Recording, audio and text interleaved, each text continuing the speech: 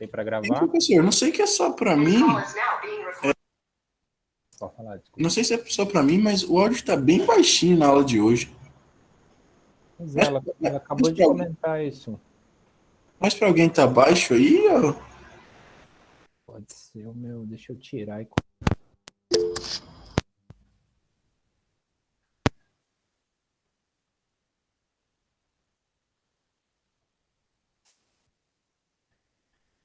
E agora, tá melhor? Deu uma melhoradinha. Mas é o meu fone de ouvido mesmo. Provavelmente é o meu tom de voz que tá variando, tá bem baixinho, tá? Mas eu vou tentar falar agora que a gente começou, eu vou tentar falar um pouquinho mais alto. Aí, se durante ainda ficar baixo, qualquer coisa vocês pedem para eu repetir, eu volto ao raciocínio sem problema nenhum, beleza?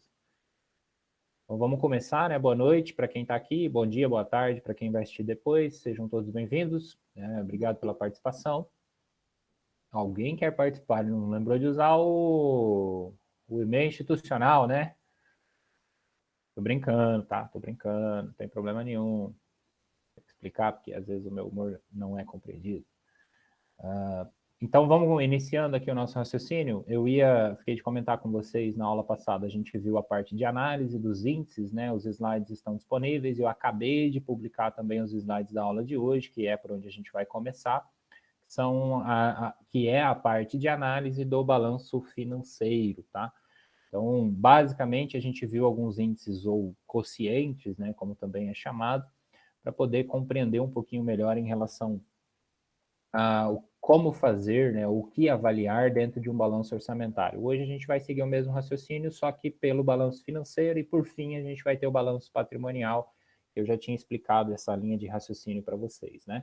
E aí, com o tempo, mais para frente, a gente vai falar um pouquinho das outras demonstrações que tem aí, não vistas até o momento, né? A gente vai ter a DVP, que fizemos, mas fora a DVP a gente vai ter o DFC, a DMPL, que em alguns casos é obrigatória, e existem também os relatórios, né, os relatórios gerais de execução orçamentária, os relatórios fiscais, que são índices assim que a gente precisa entender um pouco mais da lei de responsabilidade fiscal, né? Então é importante que a gente veja isso um pouquinho mais à frente, uma hora que tenha se dominado aí toda a informação em relação à base da contabilidade pública.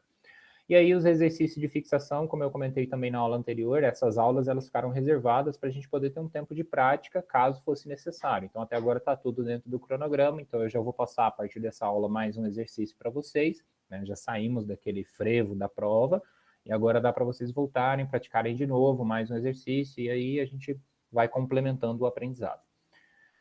Do balanço financeiro para a aula de hoje, o que eu preciso relembrar a vocês é a estrutura mínima, né, que a gente tem que ir aos poucos entendendo e dominando, mas basicamente ele se resume ao quê? Despesa orçamentária, receita orçamentária. Despesa extra-orçamentária, receita extra-orçamentária. Qual que é a diferença do orçamentária para extra-orçamentária, simploriamente? O orçamento é aquilo que prevê, né? Então, o recurso que vai entrar e que vai sair do caixa da prefeitura, por exemplo. E isso já é previsto no PPA, na LDO e também na LOA, como a gente entendeu a dinâmica do processo na aula de escrituração. As extras orçamentárias são aquelas que não foram previstas no orçamento e que, por lógica, apenas transitam pelo cofre público, né? Em resumo, elas passam pelo cofre público, mas vão sair. E, via de regra, elas já têm uma finalidade em específico. Então, quando a prefeitura ela tem uma receita extra-orçamentária, não prevista no orçamento, caracterizada dessa maneira, ela já vai ter uma destinação também extra-orçamentária, assim chamada, justamente por isso, porque só entrou para poder sair.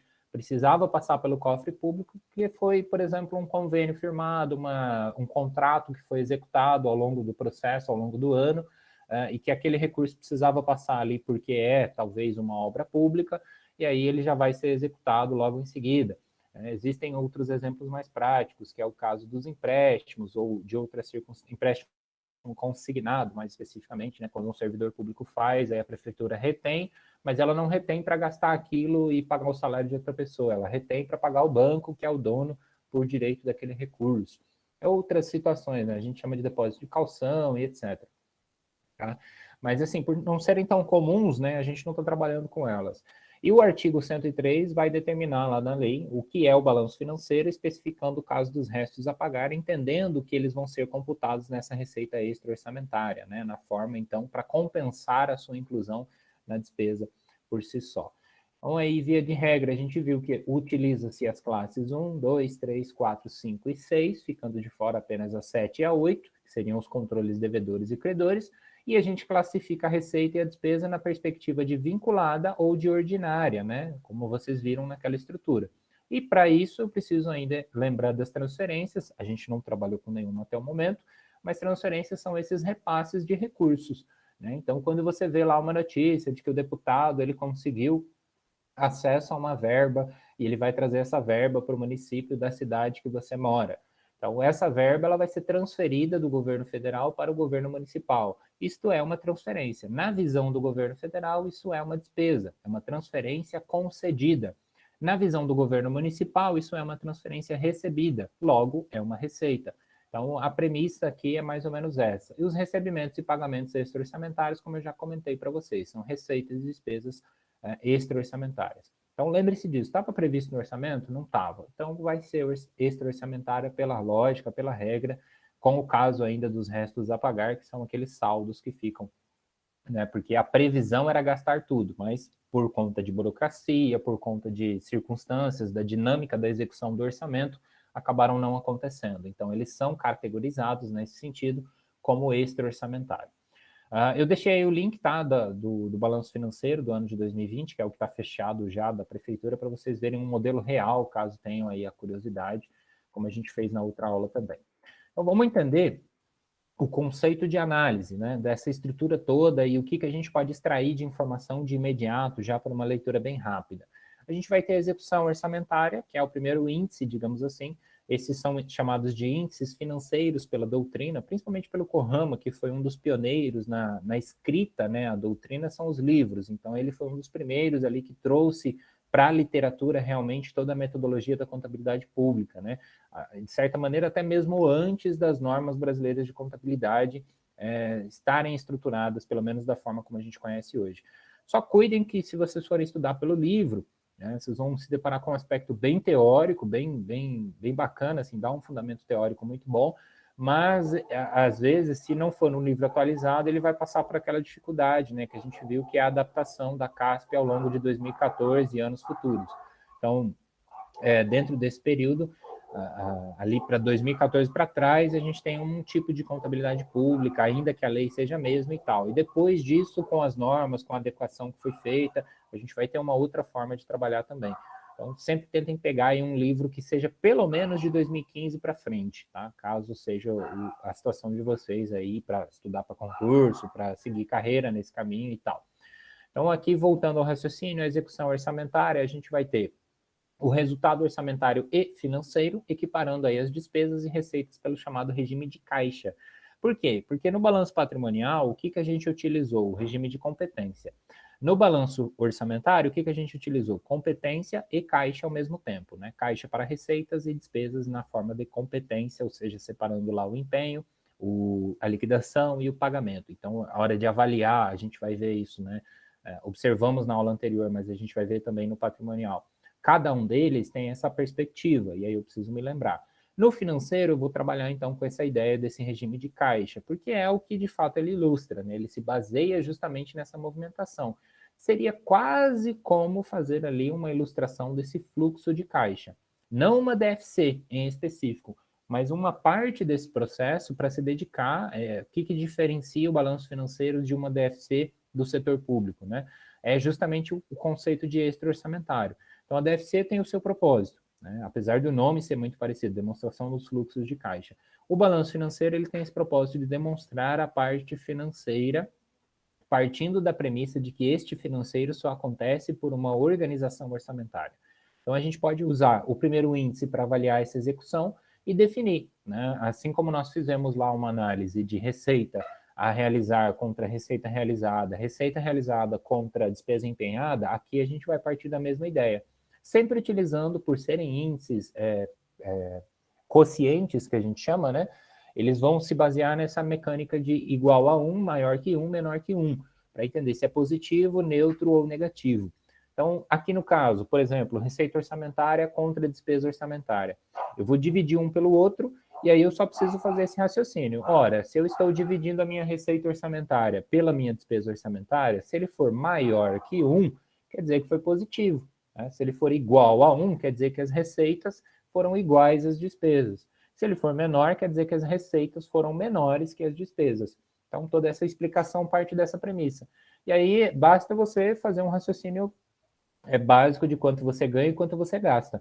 Né? Seria mais ou menos essa lógica. E aí, aqui, quando a gente fala de receita orçamentária, a gente está falando de todas as receitas, né? Em específico orçamentária, dentro do balanço, mas todas que eu quero dizer são as ordinárias e são as vinculadas.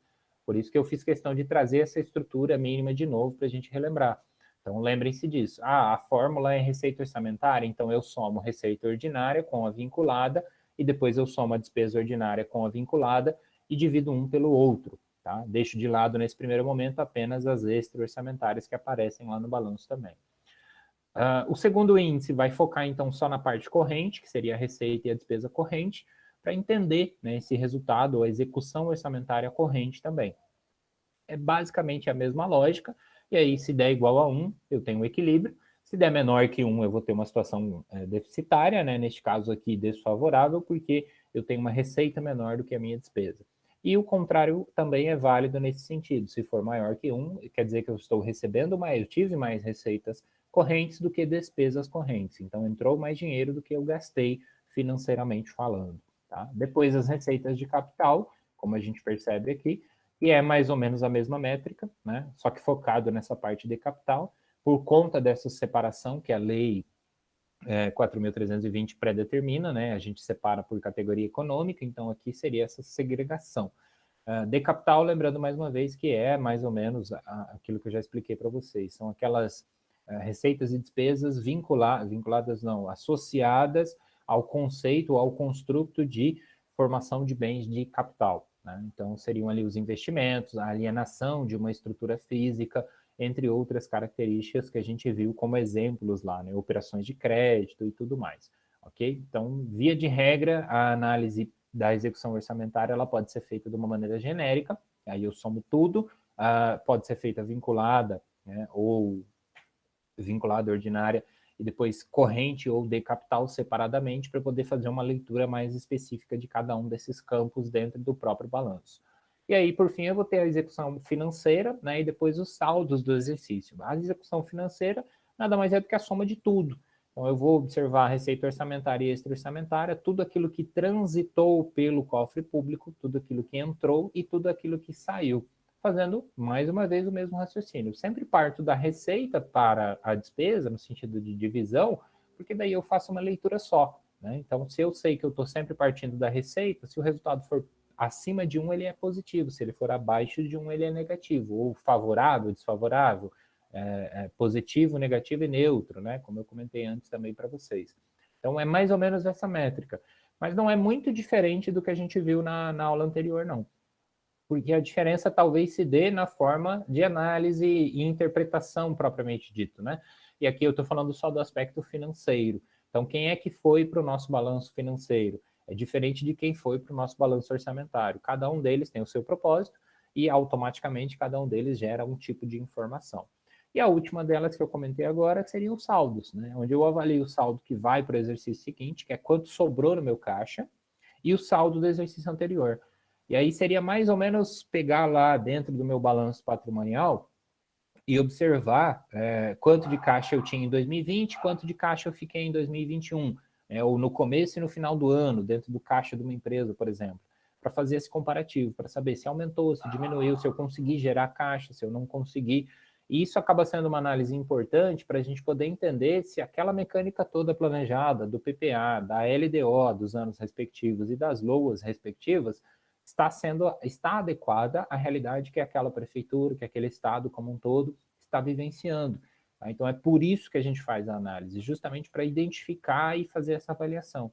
Então, se a prefeitura ela tem, por exemplo, uma situação problemática na cidade que apenas 50% da cidade como um todo possui rede de esgoto, eu, como gestor, preciso desse índice de geração de caixa para saber se eu consigo, por exemplo, nos próximos 2 anos, gerar dinheiro suficiente para comprometer ali parte dos meus recursos com um plano de construção dessa rede de esgoto. Né? Eu preciso avaliar essa mecânica a partir desse índice, por exemplo. né? Ou quero construir um hospital, uma nova infraestrutura numa sede da prefeitura para parar de pagar aluguel, enfim. Aí talvez se eu esteja conseguindo gerar caixa, eu vou, por exemplo, não precisar fazer um empréstimo, eu não vou precisar fazer uma operação de crédito, não vou ter que ir lá pegar um capital de terceiro, né, no caso da prefeitura, que seria o dinheiro do banco, e ficar com juros a pagar. Então aquela obra vai ser muito mais barata, né? E aí eu sei que isso pode parecer icônico dentro da administração pública brasileira, mas existem bons gestores, existem profissionais e administradores e contadores da administração pública que se preocupam com o recurso público. Talvez a gente acabe vendo pela grande mídia apenas uma parte meio ruim, né? Mas por detrás de todo aquele trabalho existem bons profissionais que fazem essa análise, que fazem essa leitura e que vão daqui extrair essas informações. E talvez possa ser o caminho de um de vocês, né? Justamente aí trabalhar dentro de um desses setores, dentro da administração pública como um todo, para executar esse trabalho e conseguir realizar grandes obras, mudar a vida de pessoas, fazer o que o poder público, que é o bem-estar social, né, a sua promessa, pelo menos, de bem-estar social, acontecer. Então, isso vai depender justamente do nível de conhecimento técnico que vocês vão possuir para executar aquela tarefa. E aí, às vezes, assim, esses índices, eles parecem relativamente supérfluos, mas apenas precisamos contextualizá-los.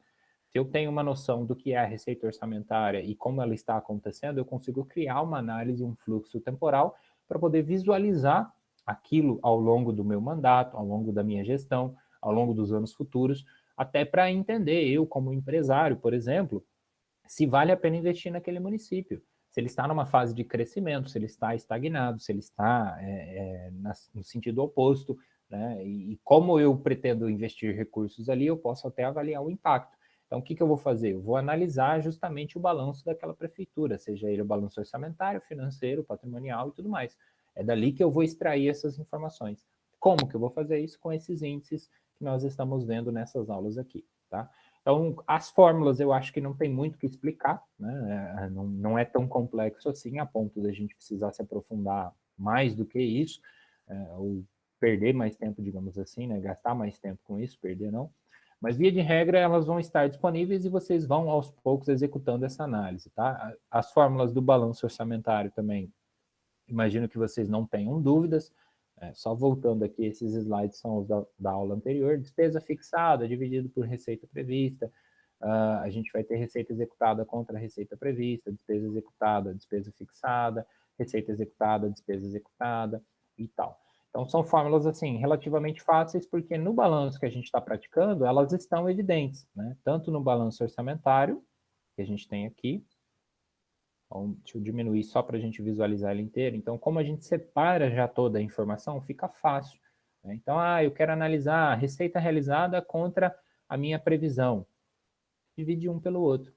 Eu quero analisar, por exemplo, aqui, né? Só fazer um cálculo matemático muito simples. 22 dividido pelo nosso 100 mil ali. Então, 22%, né? Por lógica.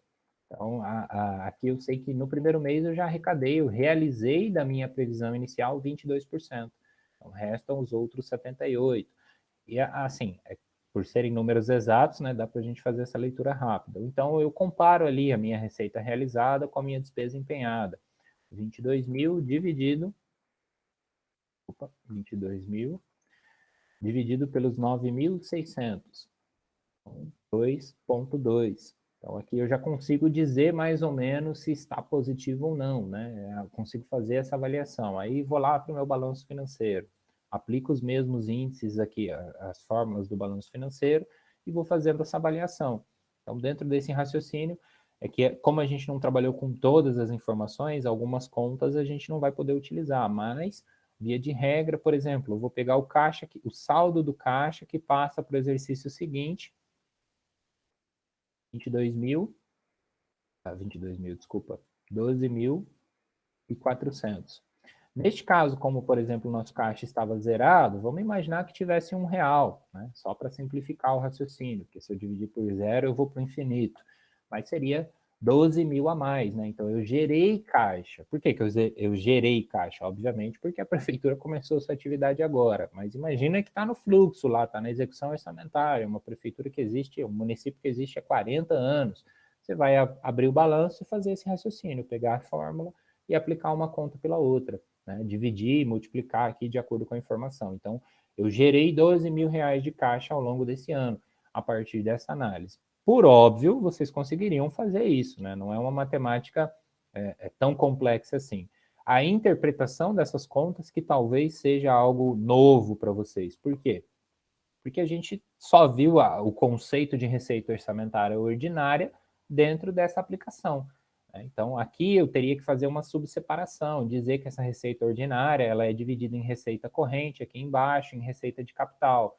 Aí a vinculada, eu vou dividir ela em receita corrente e de capital, fazer os subtópicos, né? Para poder fazer uma análise mais profunda. Então, assim, a mecânica dessas fórmulas ou desse conjunto aqui que a gente está trabalhando, eu acredito que seja relativamente simples. Por isso que, inclusive, a aula anterior ela ficou tão curtinha, porque eu queria realmente deixar registrado as fórmulas a ponto de que vocês pudessem fazer o raciocínio, né? Eu acho que talvez conhecendo a fórmula fica mais fácil visualizar isso com o exercício que a gente fez. E sempre que tiver uma situação como essa, que o saldo está zerado ou que não tem a informação, parte desse princípio. Por uma análise de índice, né? Então, se eu tenho R$ 10 de receita e tive 5 de despesa, eu tive 2 vezes mais. Essa é a leitura que a gente tem que fazer, né? 2, no caso, significa o quê? 2 vezes mais receita do que despesa. Então, o 2, alguma coisa, o 1, alguma coisa significa isso.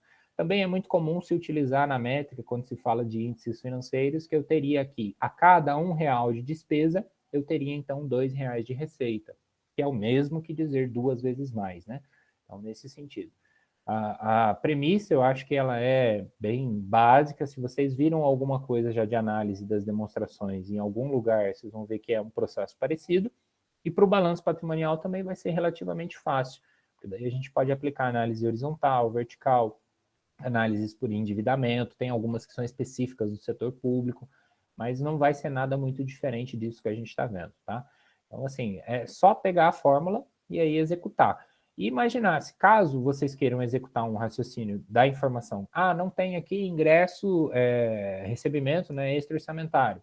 Beleza, vai lá no balanço da prefeitura, naquele modelinho que eu mostrei para vocês, observa lá, faz a soma, e aí vamos imaginar lá que tenha 300 mil dividido, né, pelos pagamentos extra-orçamentários. Aí você consegue, os pagamentos lá foi 299, vai dar 1,00 alguma coisa. Beleza, você sabe então que foi equilibrado. E aí é só fazer essa interpretação. Para cada R$ 1 dos dispêndios, eu tive R$ 1 de entrada ou de ingresso. Ou uma vez, né? Nesse sentido.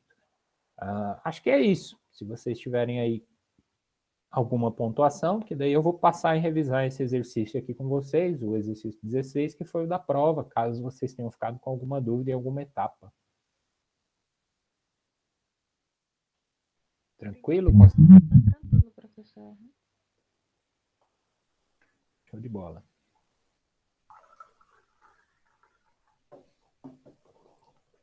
Vocês conseguiram assistir? Deixa eu interromper aqui, senão eu fico nesse loop infinito. Vocês conseguiram assistir a aula anterior? Viram que tá mais ou menos a mesma coisa? Bem resumidinho, assim, bem direto. Sim.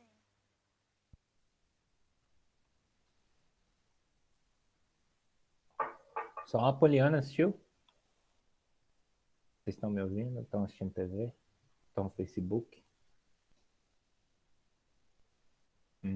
Vou começar a fazer chamada então, né?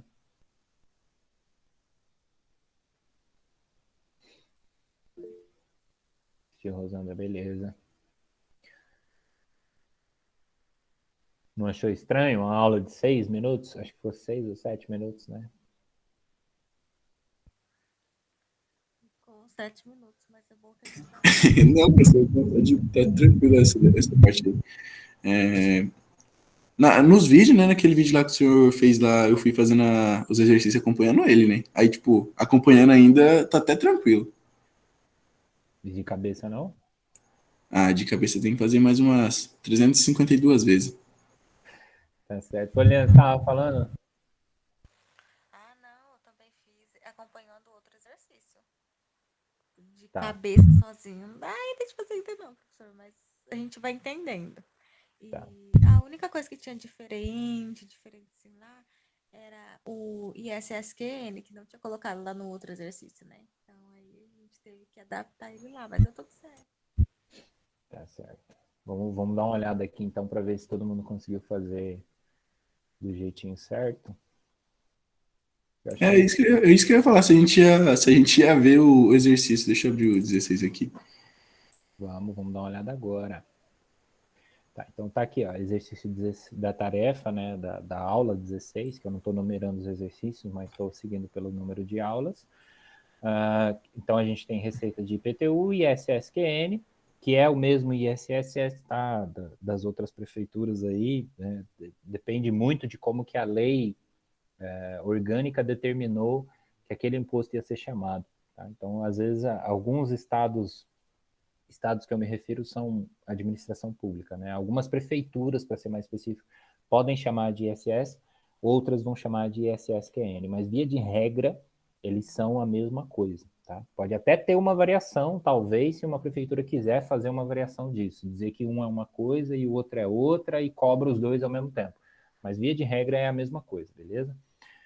Então, aí a gente tem também as receitas de taxa, as despesas eu mantive a mesma estrutura, como eu falei para vocês na aula anterior, eu não estou usando especificamente as nomenclaturas da portaria, né, mas para a gente poder tentar fazer uma associação mais com a vivência prática, e aqui seria um momento onde a gente teve uma divergência, né? Divergência não, uma novidade, corrigindo, seria a arrecadação do ISSQN.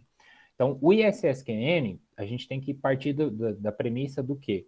O IPTU, nós vimos que a prefeitura lança de ofício o registro daquelas contas a receber, né? Então, ela lança a VPA antes de tudo, justamente por poder fazer sem a necessidade da movimentação. Enquanto nas taxas, a prefeitura precisava que o contribuinte fosse lá fazer um serviço, enfim, e pagar uma taxa por aquilo. O ISSQN, ele vai entrar em qual dessas duas? Ele vai ser semelhante à ideia da taxa. Então, a gente faz o lançamento original, vamos aqui para o livro diário, vou voltar aqui no começo, vou aumentar aqui. Estou usando aquele mesmo modelinho, tá? Então, a gente vai lá para a previsão inicial de receita, são os mesmos 100 mil, né? Despesa, mesmo 100 mil. Então, aqui realmente não mudou nada. O IPTU, mesma lógica, só atualizou o valor, né? Uns 40 mil, que agora, então, foi atualizado, neste caso, no exercício anterior, tinha sido de 60. Então, aí a gente vai ter a arrecadação de taxa, também modificou o valor, mas a ideia do lançamento é o mesmo. A gente trabalha com as três naturezas da informação, de acordo com as suas classes, e aí o IPTU, no momento da arrecadação, mesmo raciocínio, só que a diferença, né? Hoje, inclusive, eu fiz esse exemplo, não lembro se eu tinha falado isso para vocês, mas via de regra o IPTU ele vai ser como se fosse uma venda, né? Primeiro faz-se uma venda a prazo, na contabilidade societária seria mais ou menos esse raciocínio. Então, credita a receita, debita créditos a receber, né? Clientes a receber, duplicados a receber. É assim que a gente aprende a fazer. A prefeitura aqui fez a mesma coisa. Ela debitou créditos tributários a receber, um direito, para dizer que isso ainda não entrou para o caixa. E aí depois ela dá baixa nesse direito, dizendo que esse recurso entrou para o caixa, fazendo esse raciocínio, que seria o mesmo do recebimento da duplicata, do cliente pagando o boleto, né? Então, a premissa aqui é mais ou menos essa, se vocês quiserem aí o exemplo para associar. E no caso do ISSQN, a gente vai ter, então, uma semelhança com a parte da taxa, porque é um imposto, mas ele depende dessa movimentação. A prefeitura não vai fazer um lançamento de ofício. Então, via de regra, ele vai ser lançado. É claro que ele passa por etapas, né? Aqui eu quero só que vocês se lembrem que a gente está fazendo lançamento, arrecadação e recolhimento no mesmo momento, né? Mas, assim, no momento que vamos imaginar um cenário mais real ainda. Uma empresa gera lá uma nota fiscal. É o indicativo para a prefeitura fazer o lançamento daquela receita, concordam comigo?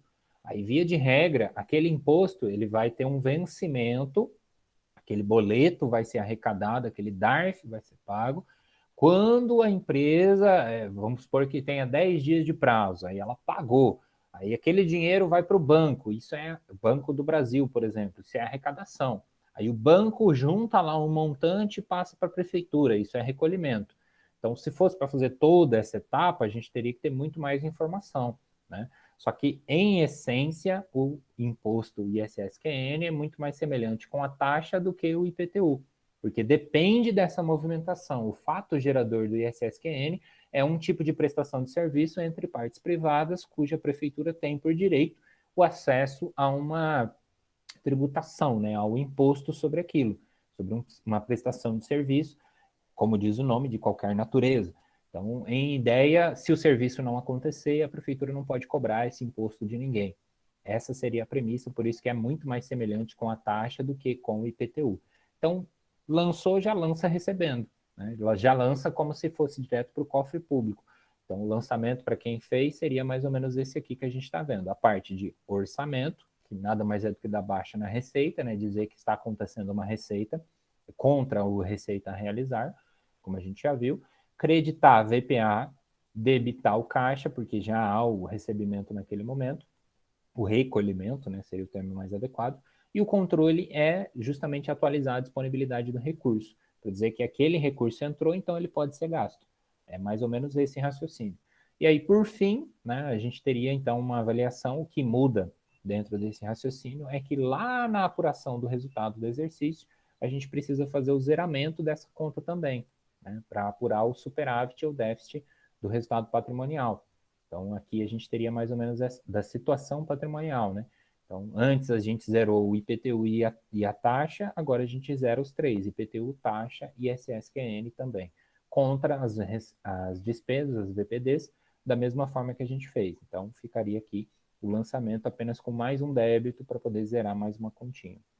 Mas os demais, eles são basicamente a mesma coisa, só que com valores atualizados, né? O que eu peço que vocês tomem bastante cuidado é que quando a gente fala aqui, por exemplo, das despesas, vocês observem, aí depois eu vou postar, tá, essa tarefa de resolução aqui para vocês poderem olhar com calma, mas que vocês observem aqui essa separação, né? O crédito empenhado a liquidar é o montante total, é um conjunto, os 9.600. Enquanto que a despesa ela é separada. A VPD de pessoal é 6.100, então eu preciso fazer um lançamento para ela. A VPD de uso de material de consumo é outra, mais 3.500, então eu preciso fazer outro lançamento para ela. Por quê? Porque cada um desses possui uma conta própria, né? Então, quando a gente faz os livros razão, eu preciso separar essa informação. Pessoal a pagar tem o seu razonete, VPD pessoal em encargos tem o seu razonete. Fornecedores, VPD material de consumo, cada um tem o seu. E o mesmo para o ISS-QN na VPA, eu preciso fazer um razonete para ele. Feito este processo igual ao que a gente treinou na primeira vez, na hora de fazer o balanço orçamentário, eu vou seguir a mesma métrica que a gente viu. Então, eu tinha lá uma previsão, atualizo, que é a mesma, cuidando, né, o que é imposto, o que é taxa, e aqui, no caso, o imposto ele vai ser composto pelo IPTU e pelo ISS-QN, né, 70 mil é a soma dos dois, ele tem que ser a soma dos dois. Então, deixa eu voltar aqui. Então, a gente tem de IPTU 40 mil e ISS-QN 30 mil. Aqui eu já joguei 70, mas é o raciocínio. Então, 70 mil só de imposto. E aí, se eu quisesse separar aqui e fazer uma subdivisão, também poderia fazer, né? Dizer, olha, tanto de IPTU, embaixo tanto de ISS-QN. Então, seria o mais adequado, né? Só para não ficar muito complexo que eu não coloquei. Receita realizada, então, seguindo a mesma premissa, o razonete de receita realizada nos ajuda a ter essa informação, separando essas duas, né? Dizendo, olha, de imposto foi 17 e de taxa foi 5. E aí a gente chega num total de 22.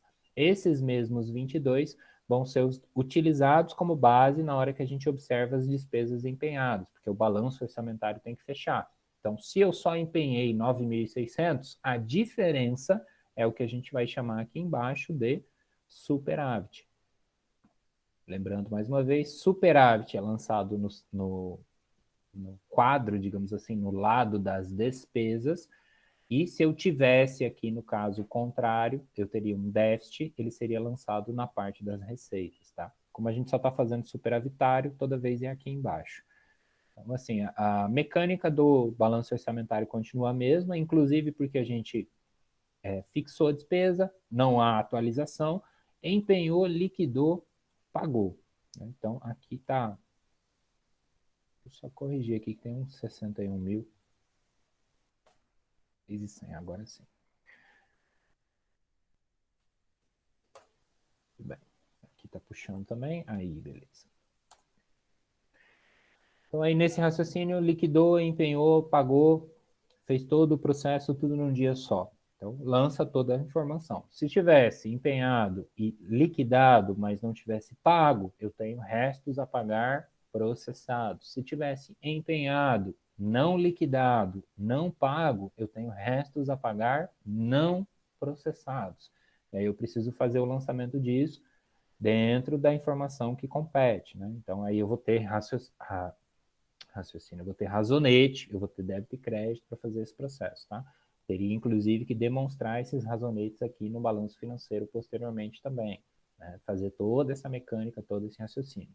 Lembre-se mais uma vez que o balanço financeiro a gente segue esse reloginho, né? Então eu parto daqui de baixo, no saldo do caixa, eu vou subindo, diminuo, então eu pego aqui, ó, 0 mais 0 mais 0 mais 0 mais 22 mil, deu 22. 22 menos, agora eu vou lá para o outro lado, menos 9.600, neste caso de despesa ordinária. Sobra quanto? Qual é o saldo para o exercício seguinte? 12.400. Então, comecei lá pela esquerda, subiu, passou para o outro lado, desceu, até que chega, então, no saldo para o exercício seguinte. E os totais, eu acho que eu já expliquei também na aula anterior, não sei se ficou dúvida, né? Mas nada mais é do que a soma dos grupos. Então, eu acho que é relativamente fácil aí. Vocês já conseguiram visualizar bem. E ainda por fim, o balanço patrimonial, a mecânica continua a mesma também. A diferença ali, então, é que eu vou observar, e se eu tivesse, por exemplo, o montante do IPTU lançado e aí arrecadado em várias etapas, tinha só que atualizar o meu razonete, porque lá quando a gente lança, eu tenho que sempre manter aquele total, né? Então, quando eu faço o lançamento do total, eu preciso avaliar se parte dele já foi recolhido. E aí basta voltar lá dentro daquele raciocínio, né? A gente sempre lança esse a receber e depois vai dando baixa. No caso dos outros, existem alguns tipos de impostos parecidos com o IPTU, né? Mas no caso dos outros mais recorrentes e mais comuns, a gente sempre vai receber ele de imediato, né? Então aí a prefeitura está sempre recebendo o ISSQN, está sempre recebendo por taxas, pode ter uma receita patrimonial recorrente, pode ter uma outra receita de prestação de serviço também e tal. E aí eu só preciso lembrar, como é que eu classifico? Receita, eu vou utilizar aquele conceito de acordo com o período do caixa, né, que é o momento da arrecadação, que a gente chama. E aí, arrecadação barra recolhimento. E a despesa, eu vou sempre utilizar o critério do empenho, né? Então, a competência refere-se ao conceito de empenho. Foi empenhado? Então está comprometido. Se está comprometido, pelo menos naquele momento, a hora que eu fechar a demonstração, eu considero ela como uma despesa para fins patrimoniais. Então, a competência é a despesa daquele mês, vou lançar. Por exemplo, aqui, pessoal a pagar e fornecedor, né? A gente teria contas a pagar. Por que que não tem? Porque já pagou no mesmo dia. Ah, empenhou, mas não liquidou, não pagou. Tem uma obrigação a pagar. Então, está, digamos assim, comprometido, né? Está empenhado com algo.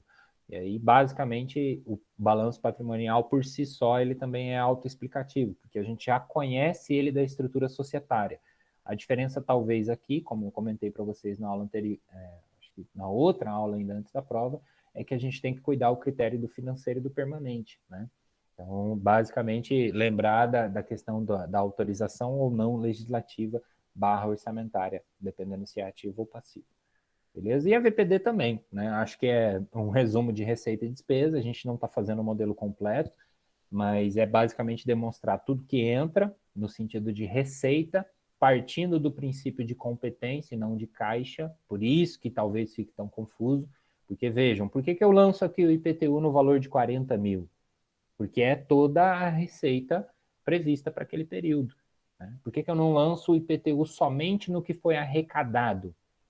Então, eu preciso tomar esses cuidados e avaliar. Balanço patrimonial, eu uso a ideia de competência, do princípio da competência, ou do regime de competência, melhor dizendo, né? Então, eu uso essa métrica para toda a demonstração, DVP, mesma lógica. Diferentemente daí das outras demonstrações, como é o caso do balanço orçamentário, que a gente faz aquela segregação e foca no caixa para a receita e no empenho ali, a premissa da competência para as despesas. Acho que eu falei tantas vezes que agora embaralhou mais um pouquinho, né? Mas em resumo, observem aí. O IPTU, ele é só o que foi arrecadado? É só o caixa? É só o que entrou no caixa? Não. Ele é o total. Isso significa que não é caixa, é competência. É essa a ideia. E se tiverem dúvida, né, me perguntem, me interrompam aí que eu vou conversando com vocês. Mas é assim, ó, quem viu aqui o lançamento, não sei se ficou dúvida também, né? Viu que não é tão diferente do que vocês já tinham feito antes, não, né? Vou voltar aqui. Na despesa. Aqui, ó. É esse aqui que eu queria mostrar. Aqui, a arrecadação do ISSQN, né? Então, mais uma vez, só demonstrando aí, tem que fazer os três, tá? Porque envolve orçamento, envolve patrimônio, envolve controle. E aí, para quem talvez tenha ficado na dúvida, o débito 1.1, porque já está entrando no caixa direto, crédito 4.1, porque é uma VPA. Né? E aí, no plano de contas, eu coloquei o ISSQN aqui junto. Quem observou. Vou aumentar um pouquinho aqui. Aqui junto, né? Como parte dos impostos sobre a propriedade e sobre a renda, né? 1.1, VPA, impostos sobre propriedade e renda, 1.1.1.2, IPTU e aí SSQN, tá? Então, todos eles são VPAs, né? E aí separa-se da propriedade e renda e separa-se também as taxas. É o plano de contas da CASP. Beleza? Ficou respondido aí? Querem que eu volte em algum aspecto? Só no aspecto da prova, professor, que eu não prestei atenção, o que o senhor falou no início da aula. Acho que não tinha chegado, nem tinha chegado ainda, só pegou o finalzinho. Eu acho que eu não falei nada, eu só perguntei se estava tranquilo. Ah, achei que o senhor tinha passado o prazo de correção, não fui lá seco ver. Não mexi ainda e vai demorar um pouquinho para eu conseguir botar em ordem, tá? Mas eu vou avisando vocês lá, pode ficar tranquilo. Deixa eu interromper aqui para não ficar muito extenso, porque a aula de hoje, em resumo, era o quê? Ilustrar os índices, que vocês viram que são fórmulas simples de serem executadas, até pela nomenclatura, então basta olhar lá o slide e no balanço olhar a nomenclatura, ela vai ter que ser a mesma. Né? Se surgir alguma dúvida nesse processo, aí dá para a gente conversar. Mas, em resumo, os índices financeiros são para o balanço financeiro, os índices orçamentários são para o balanço orçamentário. Um cuidado que eu queria que vocês tivessem já antecipadamente é que no balanço patrimonial a gente apura o resultado financeiro também. Também não, no balanço financeiro. Tá? Então pode ser que dê uma confusãozinha aí nas ideias, mas via de regra, o resultado financeiro, né, superavitário, financeiro, envolve-se aí com essa parte de financeiro permanente, que é naquela categoria de balanço patrimonial, tá? E não de balanço financeiro, como a gente está chamando aqui. Então, quando tivermos a próxima aula, a gente vai ver em específico as fórmulas do balanço financeiro, do balanço patrimonial, e comparar aí os resultados obtidos de acordo. Beleza? Posso interromper aqui algum ponto aí que vocês queiram deixar registrado?